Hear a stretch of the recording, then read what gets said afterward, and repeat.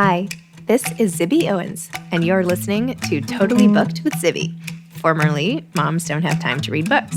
In my daily show, I interview today's latest best-selling, buzziest, or underrated authors and story creators whose work I think is worth your time.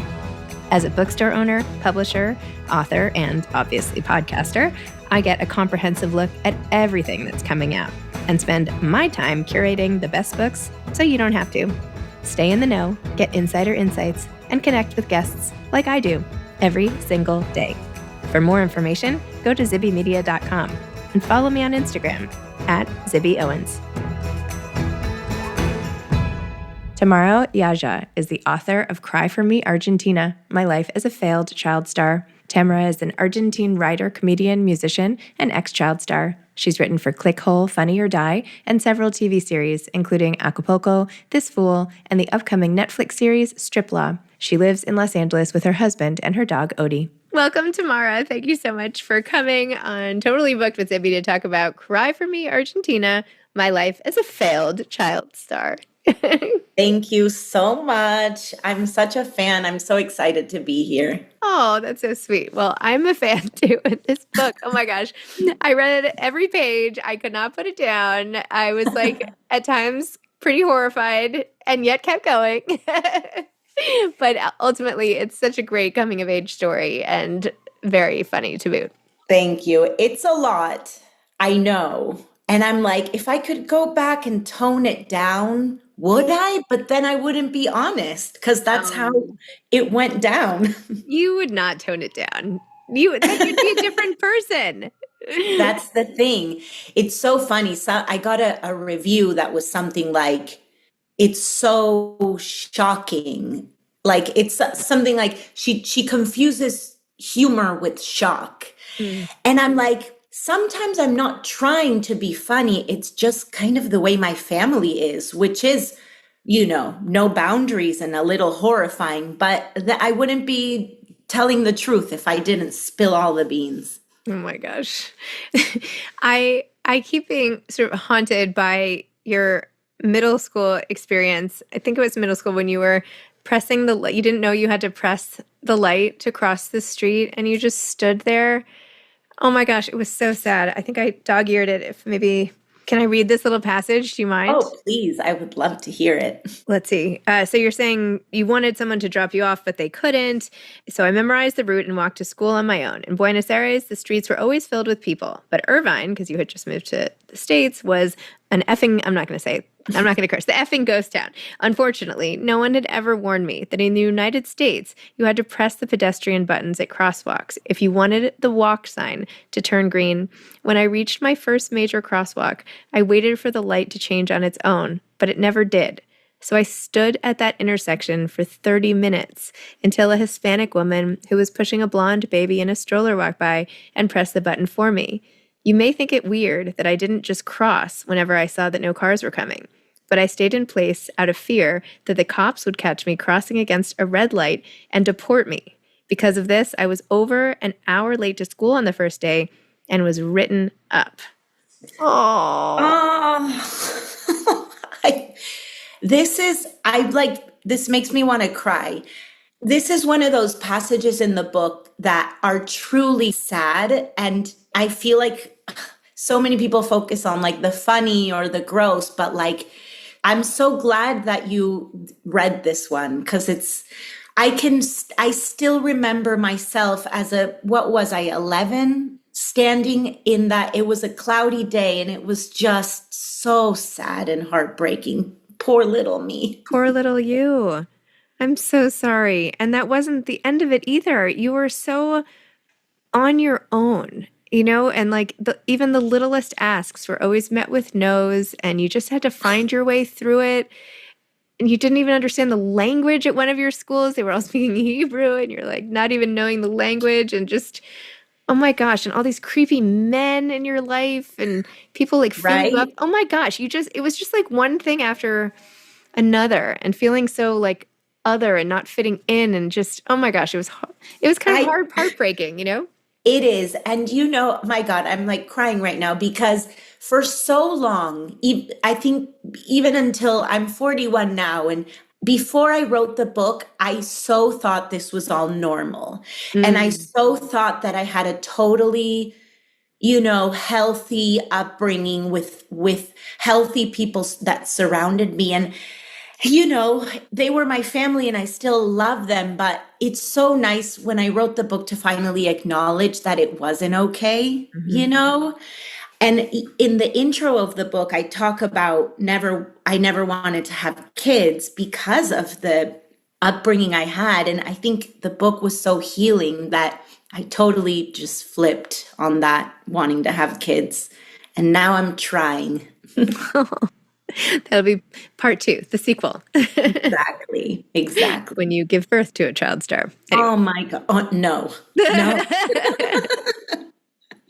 So the child star angle of it all was through this deep-seated need of yours for attention, honestly, which you were getting by performing. I mean, this is my therapist take on it, not that I'm a Totally. therapist, but this literally the cry for attention, and also because you were talented, right? Like getting up there and having no filter when you were performing. No filter, because that's all I learned. I come from a family with no filters, and my idol as a 8-year-old was Madonna during her erotica years of all of them, the most sexual of all.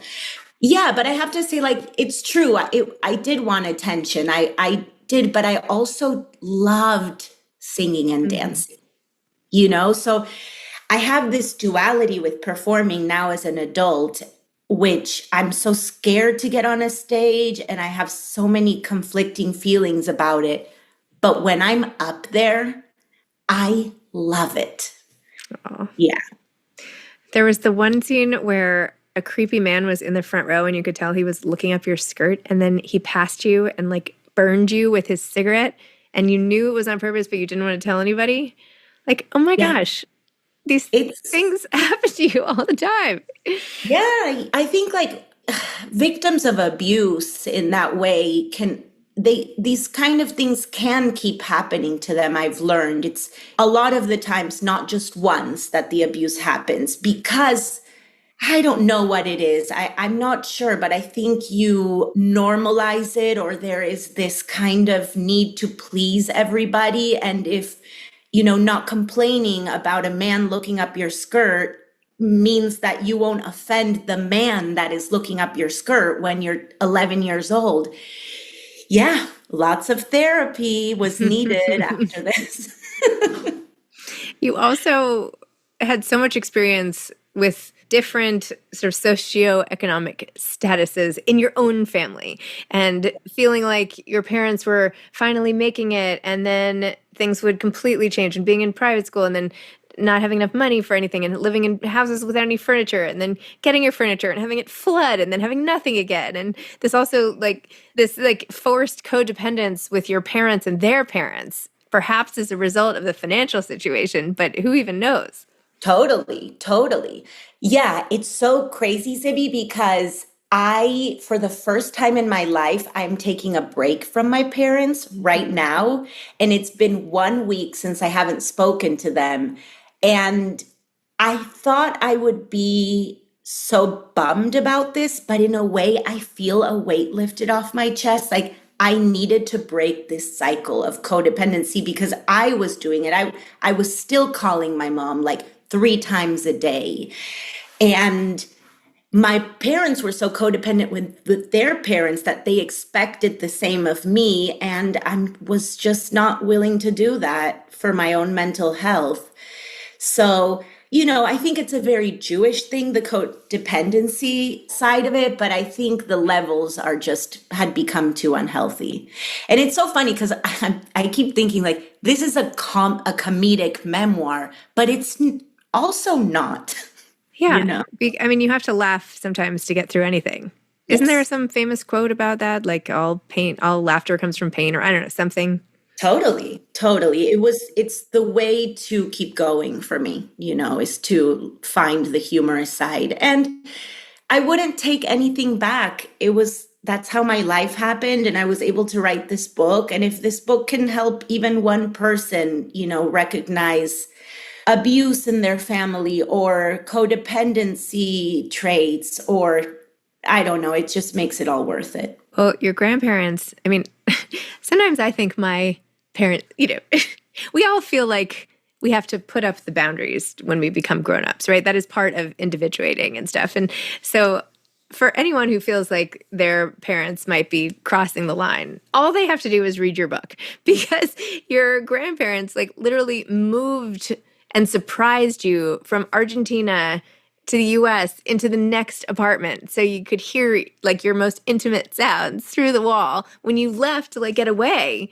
I Oh mean, my how do God. your parents even think about this now? Do they acknowledge sort of it sounded like your dad got mad more than Yeah, your my mom. dad couldn't stand his father-in-law in the same way my mom couldn't stand her mother-in-law. Yet there was just this enmeshment.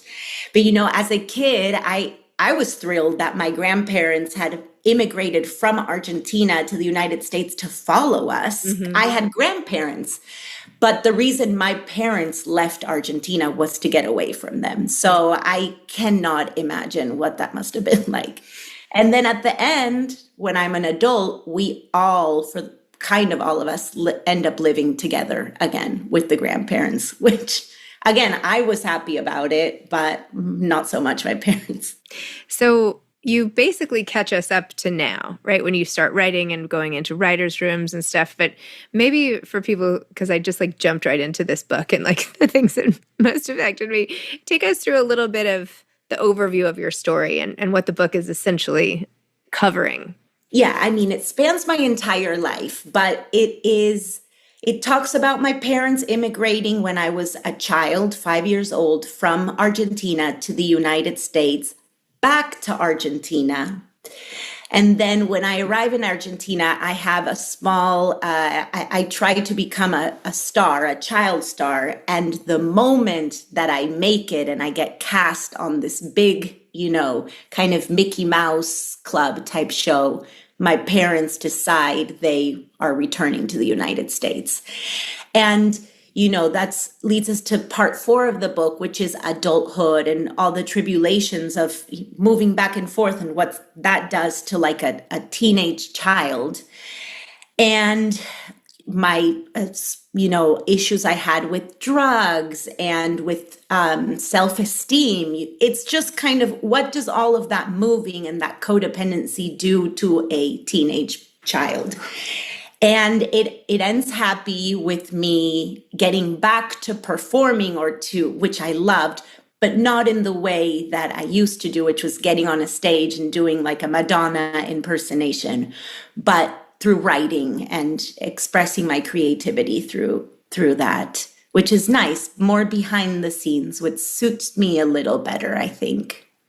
You even had, when you were in Argentina one time after you switched schools, you ended up Jewish in a school full of kids who thought it'd be funny to like name their sports team the Nazis and like drawing swastikas literally on their hands. And it was basically like this immigration of former Nazis, right, into Argentina at the time.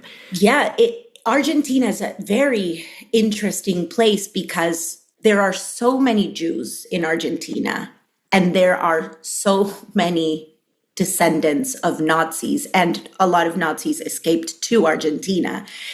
And for me, coming from, going to Jewish schools or Hebrew schools for so long, switching to that kind of public school full of kids that didn't know what they were talking about was so, so hard. And the shame and the feeling so alone and the confusion of it. But yeah, these kids were little assholes. I remember a birthday party where they had to name team names, and these two, they must have been 11. They were like, our team name is the Nazis. And I wanted to run into the bathroom and sob. It was just horrendous. And then even here, when you moved in with your family friends, and you were like, we moved out because we didn't want to be in imposition, but we absolutely were in imposition. Like you stayed with them We for two were. weeks. And the girl who was your age, and this is another really sad moment when you get off the plane and you're like, oh yeah, I have my friend. And you could tell immediately that she was just like not having it. And then all her friends in the room next to you were just like making fun of you and not inviting you. I mean, it's so sad. It is so sad. It feels so good to admit that it was sad, Zibby. You know? Yeah.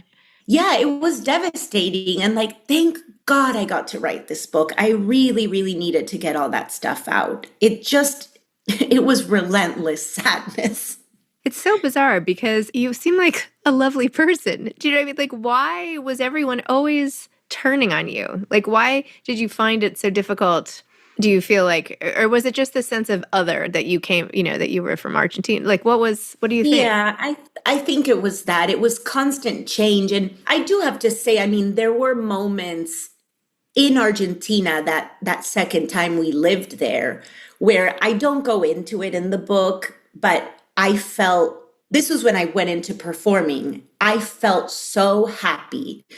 I was surrounded by, my parents' friends and their kids who were my friends and my group of performing, crew, which I write about a lot. And I guess I didn't explain that part in the book, but I felt like I so belonged, which is why when we uprooted again to come back to the United States, it was just crushing. But I have to say, like, I just think that might be the experience of someone who immigrates. It's not easy. Yeah. Starting a new school with a new language, with no family. It's so hard. And I feel like the way your parents sort of parented, like no judgment or whatever, but it was very much like you figure it out. Like, okay, here you go, here's the school. And like, we're busy, like, now we're going to try to drive the fruit trucks and make a living. And like, you just have to deal with school. Yeah, and I think that that's a very immigrant. If you talk to most kids of immigrants, they'll say, my parents didn't know what grade I was in. There was no support when it came to like academics and stuff like that because they were figuring it out. But I did have this crazy talk with my dad after my book came out where he admitted to me that he was shocked that I had such a hard time Mm. adapting. And he said, I thought you and your sister just laughed throughout this whole, back and forth moving. And I was like, that just shows how, your emotional intelligence is not that developed, that you think that it was that easy for, two small kids. We were laughing throughout all the moves. Now you can tell I have a little bit of resentment towards them, which but I think that's healthy to process. Like, no, we were not laughing. And here's the thing, Zibby, we were laughing. We were trying to make the best out of it. But like deep down, we were not happy kids. Yeah. Well, I also am not sure how happy they were. No. But I don't think they had time to even stop and ask themselves that. There's also another layer to the book, which is the mental illness that runs in my mother's family, right? Yes, yes. So, which is something I'm also coming to terms with, like having a, very borderline personality, narcissistic mother. And there was not much space for me and my sister because she kind of sucked all the air out of the room. And it was always her, her, her. So that's another fun little happening. But it sounds like you have a great new therapist, right?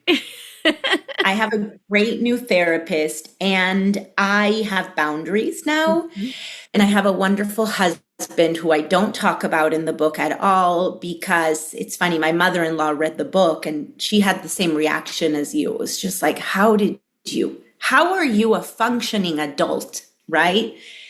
And she said, I love that you protected my son and you didn't talk about him. You can tell that he's really precious to you and that you didn't need to talk about him. And it was totally true, It's the family that I created now, which is also why I'm dying to have kids and start, my healthy family of my own. Oh. Well, I think it's really great that you put this book out there. I mean, maybe the shock and the rawness of the like how you describe different senses being like body parts that are like, all these things and like the bathroom pieces of it and the sexual pieces that are like pushing the boundaries. Like, I don't know. I feel like it's just a way It's just the cover, you know, just to get. Yes, it is. And I think that's the part that if I could go back now and tone those parts down, I guess those would be it. But at the same time, like when I wrote this book, No. I told it exactly like it happened, you know? And in my family, there are no boundaries. We talk about poop at the dinner table. We talk about sex super openly. I mean, my mom is an OnlyFans model. It, you know, it is what it is. And I wouldn't have it any other way.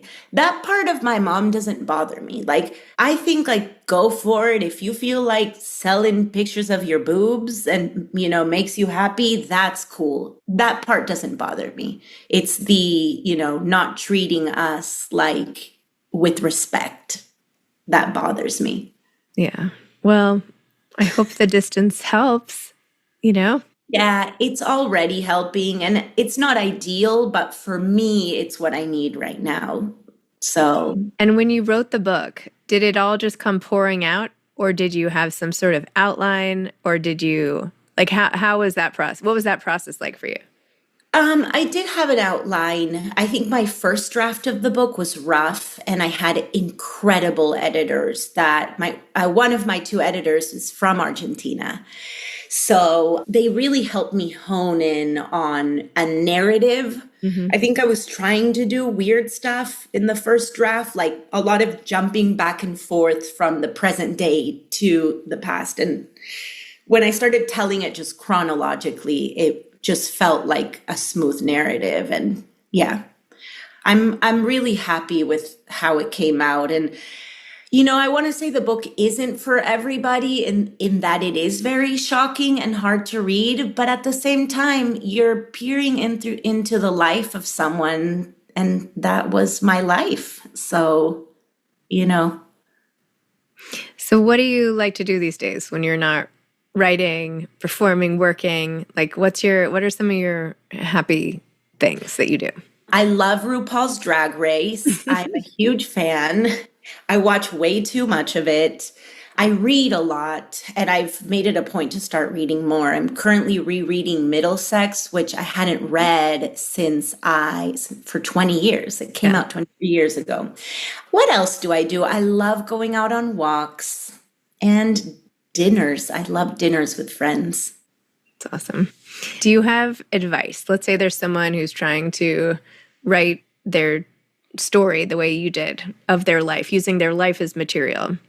What advice do you have? Do it. You know, it like comes down to just sit down and start writing it. And the excuses have to go out the window. And you need to write it even if it sucks.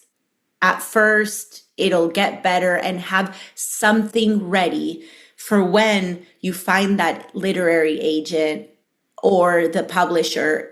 You have to have something down on paper, even if it's like the first 25 pages. I think there's, you know, you can't skip around that one. And you mentioned this in passing in the book, so I just wanted to see if you had any more to say about it. But you did say, and by the way, I did once spend all this time with Brad Pitt, like a whole weekend. Like what what happened there? When I shouldn't have included that in the book because it's gonna take over everything. But I did. I met Brad Pitt through a friend, and we hit it off, not romantically. And I had a summer where I hung out with Brad Pitt, went to his house. We played board games. We went to concerts, and it was crazy. I was just telling someone when I met Brad Pitt at his house, I was so nervous. And he came up to me and he was like, "Hi, I'm Brad Pitt." Or, "Hi, I'm Brad." And I was like, "Yeah, nice to meet you." But it was wild. I will be telling this story when I'm in a geriatric home in my 80s. I will be saying, "I was friends with Brad Pitt for a summer." Oh, too funny. Okay, well, thank you so much.